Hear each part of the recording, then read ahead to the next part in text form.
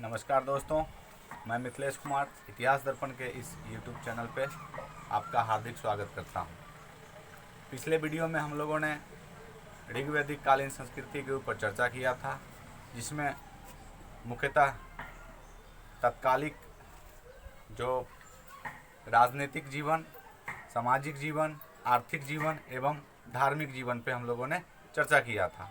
आज हम लोग इसके अगले चरण उत्तर वैदिक कालीन संस्कृति पे चर्चा करेंगे, जिसमें हम लोग फिर ठीक उसी तरह राजनीतिक जीवन पे चर्चा करेंगे, आर्थिक जीवन पे चर्चा करेंगे, सामाजिक जीवन पे चर्चा करेंगे और धार्मिक जीवन पे चर्चा करेंगे। तो इस तरह से हम लोग आते हैं उत्तर वैदिक कालीन राजनीतिक जीवन पे। तो यहाँ पे देखते हैं हम लोग उत्तर वैदिक कालीन राजनीतिक जीवन के संदर्भ में देखते हैं तो ऋग्वैदिक काल में जो जन हुआ करता था, जिसके शासक को राजन बोला जाता था, तो अब जो है जन का आकार जो है वो बढ़ करके जनपद में परिवर्तित हो गया। जन का आकार जनपद में परिवर्तित हो गया और आगे जनपद जो है वो आगे हम लोग पढ़ेंगे महाजनपद। जनपद से फिर महाजनपद का विकास हुआ। तो अगले वीडियो में हम लोग पढ़ेंगे 16 महाजनपद का उदय। आगे हम देखते हैं इसी में ये पुरु और भरत, ये दो जन मिला करके एक कुरु जनपद का निर्माण करते हैं। पुरु और भरत, हम लोग दशरथ युग में भरत जन का उल्लेख किए थे।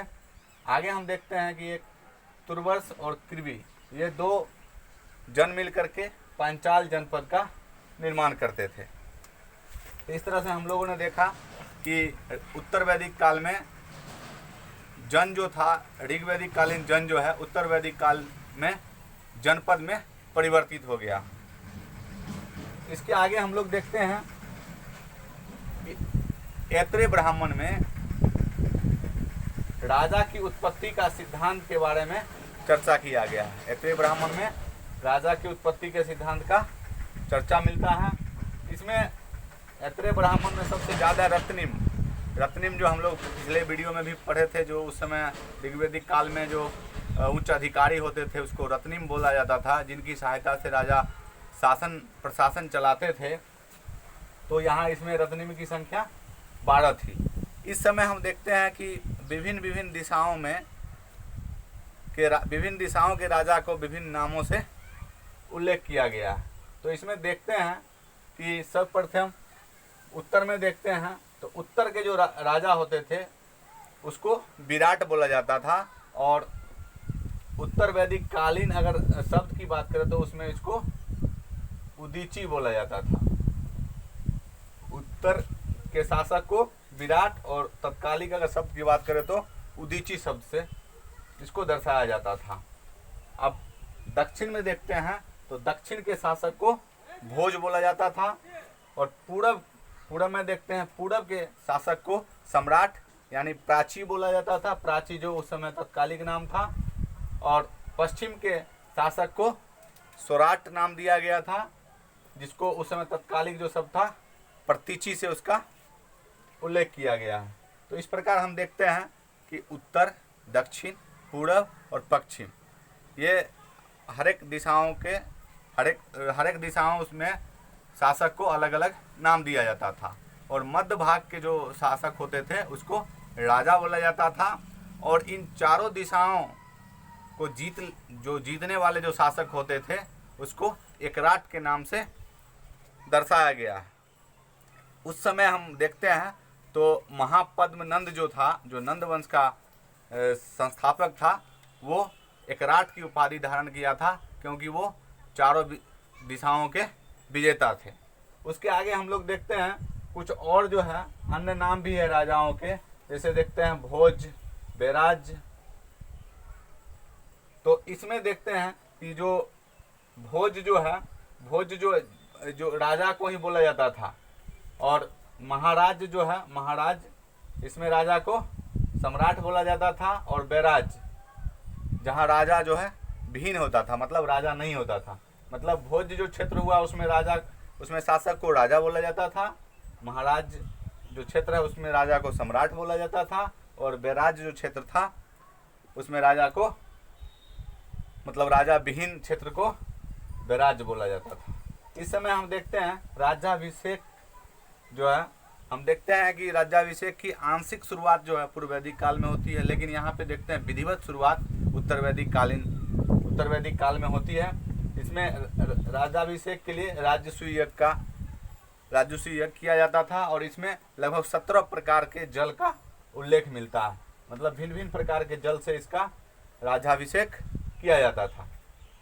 इस काल में हम देखते हैं कि राजा का जो है पद वंशानुगत होता चला गया और यहाँ जो है राजा जो है पहले की अपेक्षा और शक्तिशाली हो गए थे, क्योंकि जो है पहले की अपेक्षा जो है अब जो है वहाँ का जो रहन सहन है वो राज्य में अस्थायित्व जो है वो आ गया था और राजा जो है पूर्व वैदिक कालीन की अपेक्षा उत्तर वैदिक काल में अधिक शक्तिशाली हो गए। तो हम देखते हैं कि जहाँ पे राजा शक्तिशाली होगा वहाँ पे जो संस्थाएं होती है वो थोड़ा सा जितनी ज़्यादा राजा शक्तिशाली होगा उतना ज़्यादा संस्था जो है वो शक्तिहीन होगा, क्योंकि दोनों में मतलब विरोध संबंध है, मतलब एक दूसरे का विरोधी है। तो हम देखते हैं कि राजा जो है यहाँ पे अत्यधिक शक्तिशाली हो गया। तो पिछले वीडियो में हम लोगों ने पढ़ा था तत्कालिक जो संस्थाएं थी, सभा, समिति, विधत, गण, परिषद, ये सब जो थी अब जो है उस पूर्ववैदिक या ऋग्वैदिक काल की अपेक्षा अब जो है उसका महत्व में कमी आई है। इसमें देखते हैं कि जो विधत है, पिछले वीडियो में हम लोगों ने पढ़ा था कि ऋग्वैदिक कालीन सबसे प्राचीन संस्था थी जो विधत थी, वो जो है अब उसका अस्तित्व जो वो समाप्त हो गया। उत्तर वैदिक काल में आकर के विधत का अस्तित्व समाप्त हो गया। तो इस तरह से हम देखते हैं कि इस काल में जो महत्वपूर्ण संस्थाएं थी उसका जो है महत्व कम हो गया। लेकिन कहीं मतलब आंशिक तौर पे ये भी देखा जाता है कि इस समय महत्व भी था कुछ, क्योंकि हम देखते हैं कि अथर्ववेद में सभा और समिति को प्रजापति की 2 पुत्रियां बोला गया है। अथर्ववेद में सभा और समिति को प्रजापति की 2 पुत्रियां बोला गया। इससे यह प्रतीत होता है कि उस समय सभा समिति का भी महत्व था। तो इस तरह से अभी हम लोगों ने देखा उत्तर वैदिक कालीन राजनीतिक जीवन। अब हम लोग आते हैं सामाजिक जीवन पे। तो सामाजिक जीवन में हम लोगों ने पिछले ऋग्वेद कालीन में देखा था, सेम उसी तरह यहाँ पे भी परिवार, ग्राम, विष और जन, मतलब उस समय जो थी समाज में सबसे छोटी इकाई परिवार या कुल, उसके बाद देखते हैं ग्राम, उसके बाद विष, उसके बाद जन, और उसके आगे हम लोग देखते थे हम लोग जनपद और आगे महाजनपद। तो यहाँ पे देखते हैं कि पूर्व वैदिक काल में जो वर्ण व्यवस्था था वो कर्म पे आधारित था कहीं कहीं पे। लेकिन अगर देखते हैं वर्ण व्यवस्था की बात करें तो ऋग्वेद के 10वें मंडल में हम लोगों ने पढ़ा था कि वहाँ पे पुरुष सूक्त से वर्ण व्यवस्था की जानकारी मिलती है, जिसमें हम लोगों ने पढ़ा था ब्राह्मण, क्षत्रिय, वैश्य और शूद्र। तो वहाँ पे जो देखते हैं ये आंशिक प्रमाण मिलता है, ऋग्वेद में उसका प्रमाण मिलता है, लेकिन इसका जो है नियमित और विस्तृत रूप से प्रमाण जो है वो उत्तर वैदिक काल में आकर के उसका विकास होकर के दिखता है। तो यहाँ पे देखते हैं कि वर्ण व्यवस्था कर्म के आधार पे न होकर के जन्म के आधार पे आधारित था।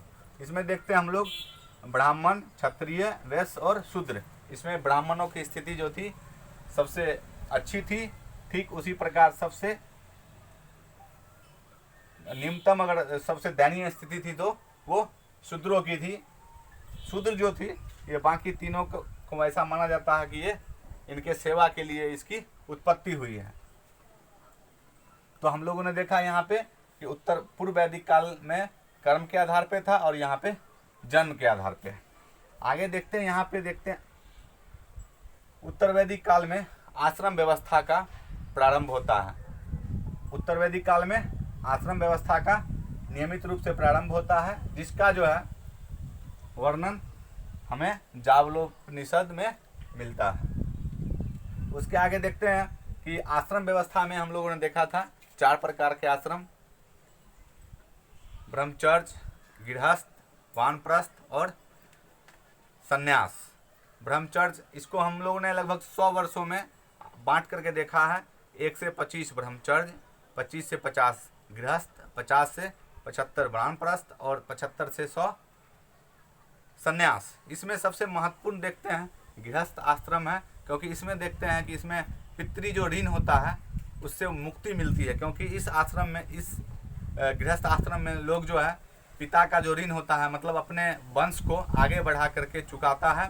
तो इस तरह से जो ब्रह्मचर्य आश्रम है वो सबसे महत्वपूर्ण होता था। आगे हम लोग देखते हैं कि इसी में ऋग्वैदिक मतलब उत्तर वैदिक काल में श्राद्ध का भी प्रथा का प्रचलन होता है, जिसका जो है निमि ऋषि के द्वारा किया गया था। अब हम बात करते हैं स्त्रियों की दशा की बात करते हैं, तो पूर्व वैदिक काल की अपेक्षा, पूर्व वैदिक काल में भी स्त्रियों की उतना महत्व नहीं था, लेकिन इस काल में भी देखते हैं कि स्त्रियों की स्थिति जो है, इसकी दशा जो है उसमें थोड़ी सी गिरावट आई थी, जिसका प्रमाण हम देखते हैं ऐत्रेय ब्राह्मण में बोला गया है पुत्री को समस्त दुखों का कारण। मतलब ऐत्रेय ब्राह्मण जो है उसमें पुत्री को समस्त दुखों का कारण बताया गया है। और मित्रायणी संहिता है, इसमें पासा और सुरा जो मतलब दो बुराइयां हैं, इसके अतिरिक्त एक तीसरा जो है उसमें स्त्री को जोड़ा गया। मतलब पासा, सुरा और स्त्री को सबसे मतलब स्थिति जो है वह दयनीय बताया गया। आगे हम देखते हैं कि इसमें समिति और विधर सभा में तो हम देखते हैं कि जो हम लोगों ने पिछले वीडियो में पढ़ा था, सभा जो है वो उत्कृष्ट मतलब सब संभ्रांत लोगों का संस्था था, तो उसमें तो स्त्री की प्रवेश तो होता नहीं था। लेकिन विदत और समिति, इसमें दोनों में ऋग्वैदिक काल में स्त्री का प्रवेश था, लेकिन इस काल में आकर के इसमें प्रवेश निषेध हो जाता है। मतलब पूर्व वैदिक काल की अपेक्षा जो है स्त्री की स्थिति जो है और इसमें गिरावट आती है। इस समय हम देखते हैं कि प्रमुख जो है विदुषी थी मैत्री, कात्यायनी, गार्गी और शुभला। इसमें मैत्री और कात्यायनी जो है याज्ञवल्क्य ऋषि थे, इनकी दोनों स्त्रियां थी। इस समय सती प्रथा और पर्दा प्रथा का प्रचलन नहीं मिलता है। और आगे देखते हैं इसमें नियोग प्रथा का इसमें भी प्रमाण मिलता है। इसके आगे देखते हैं कि इससे यह मतलब इन सब बातों से यह नहीं मतलब पूर्णतः कहा जा सकता है कि उस समय स्त्रियों की दशा जो थी वो बहुत ही दयनीय थी, क्योंकि उस समय देखते हैं कि सतपथ एक ब्राह्मण है, सतपथ ब्राह्मण, इसमें स्त्रियों को अर्धांगिनी की, पुरुष का अर्धांगिनी का संज्ञा दी गया। इसके आगे हम लोग देखते हैं कि यहाँ पे मनोरंजन खान पान की बात करें तो इसमें जो है ऋग्वैदिक काल में जो खान पान जो था उसमें कुछ ज़्यादा परिवर्तन नहीं होता है, लेकिन इसके अतिरिक्त देखते हैं कि नमक, चावल, मछली, हाथी और बाघ, जो ऋग्वेद काल में इसका पूर्णतः ज्ञान नहीं था, यहाँ पे इसका पूर्णतः ज्ञान हो जाता है। तो इस प्रकार हम लोगों ने उत्तर वैदिक कालीन सामाजिक स्थिति पे चर्चा किया। आगे हम लोग आते हैं सबसे महत्वपूर्ण आर्थिक जीवन, उत्तर वैदिक कालीन आर्थिक जीवन।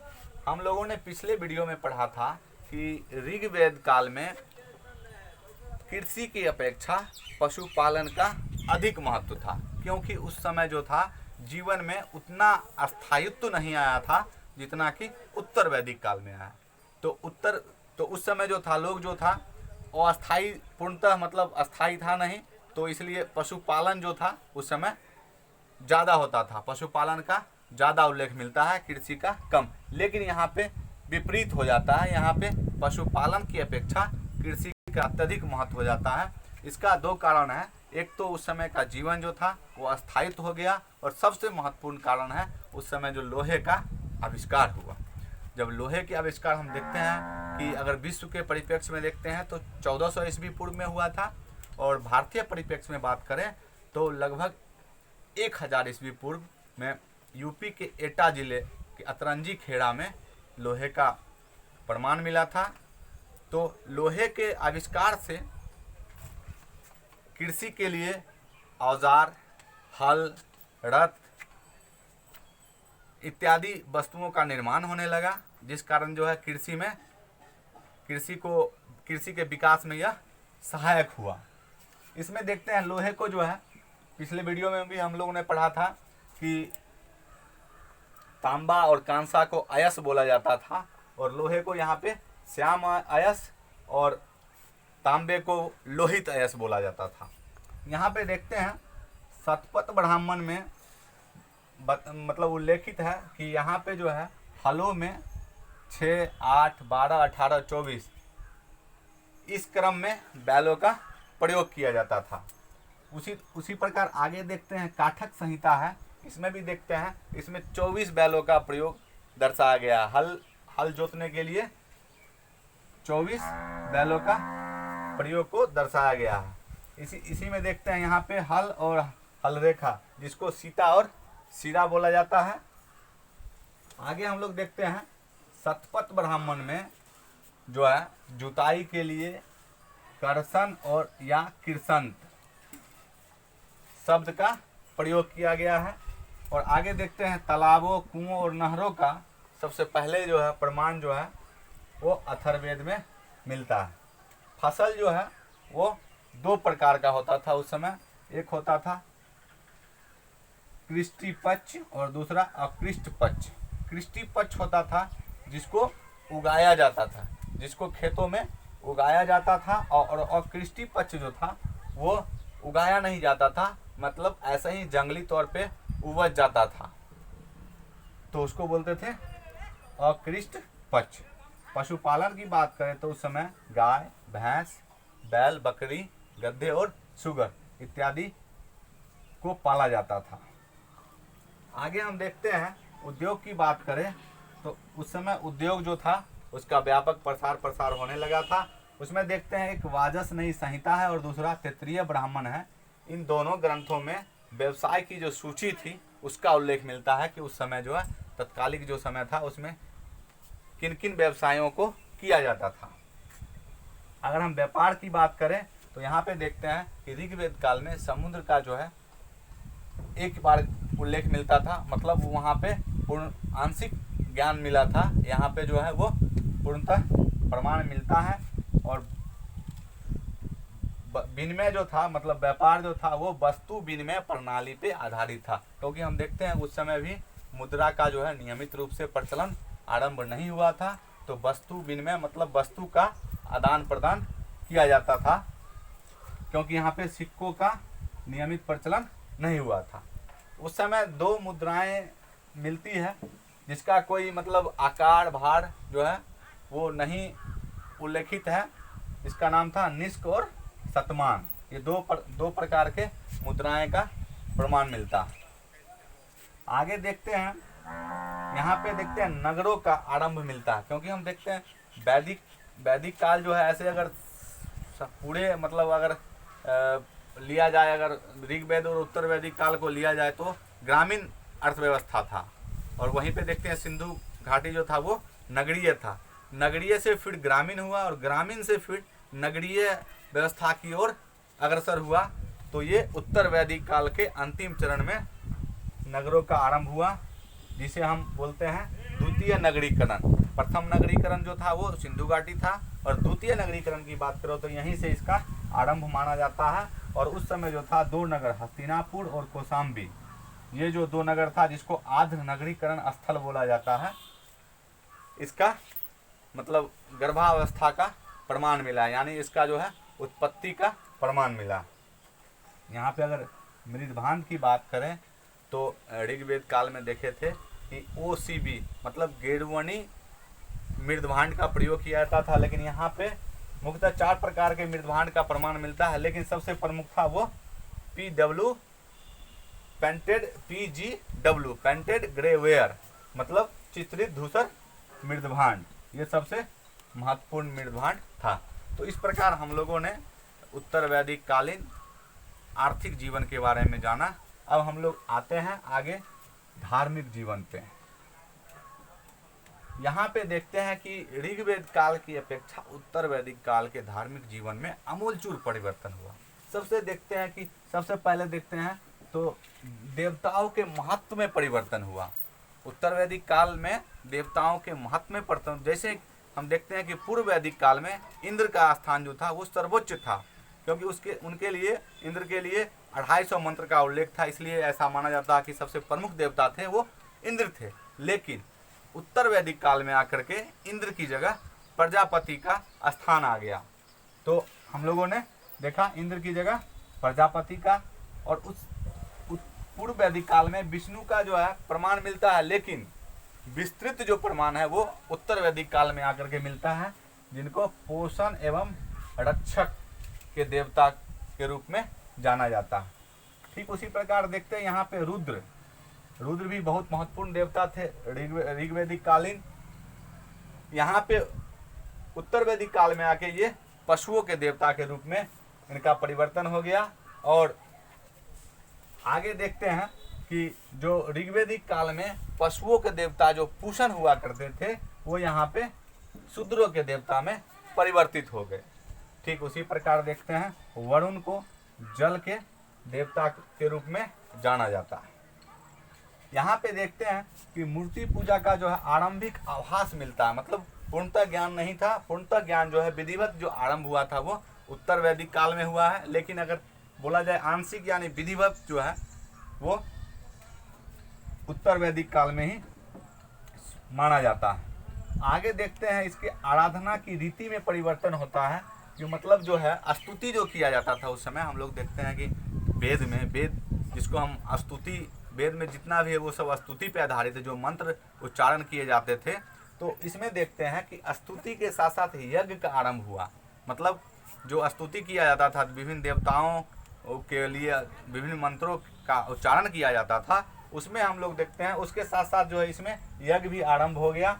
और यज्ञ में जो है वो पशु बलि भी दिया जाने लगा। हम लोगों ने देखा था पिछले वीडियो में भी कि जो उस समय जो यज्ञ का जो आरंभिक मतलब आरंभ हुआ था, शुरुआत हुआ था, उस समय पशु बलि देने के लिए पशु को जिस स्तंभ में बांधा जाता था उसको यूप बोला जाता था। तो यहाँ पे पशु बलि का भी प्रमाण मिलता है। और यहाँ पे पशु बलि के अतिरिक्त यहाँ पे यज्ञ में जो है पुरोहितों को दान देने का भी उल्लेख है।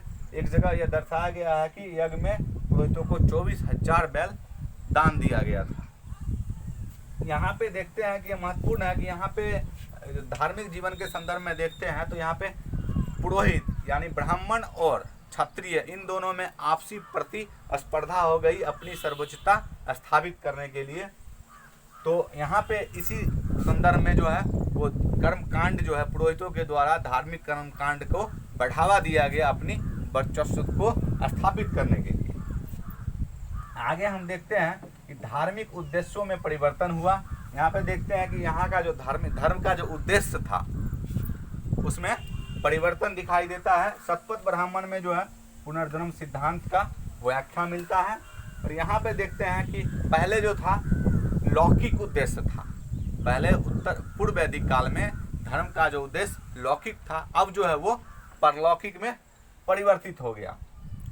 लौकिक से परलौकिक में परिवर्तित हो गया, जो कि सबसे महत्वपूर्ण है, मतलब अधिक महत्वपूर्ण हो गया, मतलब परलौकिकता को ज़्यादा महत्व दिया जाने लगा। यहाँ पे देखते हैं कि जब ब्राह्मण और क्षत्रिय आपस में अपने वर्चस्वता को कायम करने के लिए ब्राह्मणों के द्वारा यज्ञ और कर्मकांड को बढ़ावा दिया जाने लगा, तरह तरह के यज्ञ करवाए जाने लगे, कर्मकांड को बढ़ावा, जैसे देखते हैं हम लोग श्राद्ध प्रथा और भी बहुत सारे प्रथा हैं उनका जो है प्रचलन किया गया ब्राह्मणों के द्वारा। तो तत्कालिक जो लोग थे वो जो है इसके बोलबाला के कारण जो है वो जो है दूसरे धर्म की ओर पलायन, दूसरे धर्म की ओर मतलब उन्मुख हो गए। तो इसी संदर्भ में आगे देखते हैं कि इसके धार्मिक कर्मकांड से मतलब धार्मिक कर्मकांड के कारण जो है इतना ज़्यादा मतलब बढ़ गया था धार्मिक कर्मकांड, जिससे लोग जो है उस समय परेशान हो गए थे, क्योंकि उस समय का जो भी धार्मिक कर्मकांड था वो कठोर नियम पे आधारित थे। तो लोग जो है एक नया जो है धर्म के विकास की ओर अग्रसर हुआ। और इसी संदर्भ में आगे हम लोग देखते हैं कि दो धर्म का विकास हुआ है, जैन धर्म और बौद्ध धर्म, जो कि धार्मिक कर्मकांडों की अपेक्षा उसमें थोड़ा सा सरलता आई थी। तो इस प्रकार हम लोगों ने आज उत्तर वैदिक कालीन संस्कृति के ऊपर चर्चा किया, जिसमें हम लोगों ने देखा तत्कालिक जो उस समय का राजनीतिक जीवन था उस पर चर्चा किया, सामाजिक जीवन पे चर्चा किया, आर्थिक जीवन पे चर्चा किया और अंत में धार्मिक जीवन पे चर्चा किया। तो इस तरह से हम लोगों ने उत्तर वैदिक कालीन संस्कृति को देखा। अगले वीडियो में हम लोगों जो यहाँ पे देखे थे हम लोग, जन से जनपद का निर्माण हुआ और जनपद से महाजनपद का जो निर्माण हुआ, तो अगले वीडियो में हम लोग 16 महाजनपद के बारे में चर्चा करेंगे। दोस्तों, अगर ये वीडियो आपको अच्छी लगे तो इसे लाइक और सब्सक्राइब करना ना भूलें। जय हिंद, जय भारत।